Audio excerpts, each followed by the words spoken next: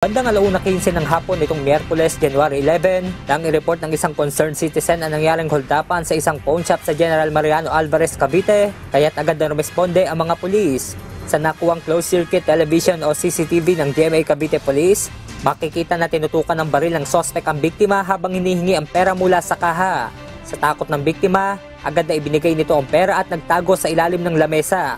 Dito naman kinuha ng sospek ang cellphone at kaagad na umalis. Matapos na mai-report sa pulisya, kaagad na nagsagawa ng hot pursuit operation ang GMA Cavite Police kung saan nahuli ang sospek na kinilalang si Michael Kumutuhan na isang dating sundalo.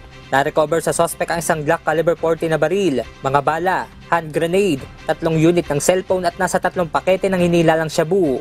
Sa ngayon ay nasa kustodiya na ng GMA Cavite Police ang sospek habang inihahanda ang kasong isasampa laban dito. Diyos ang aming sandigan, serbisyo publiko ang aming pinahahalagahan. Mula rito sa Cavite, Benedict Samson humahataw!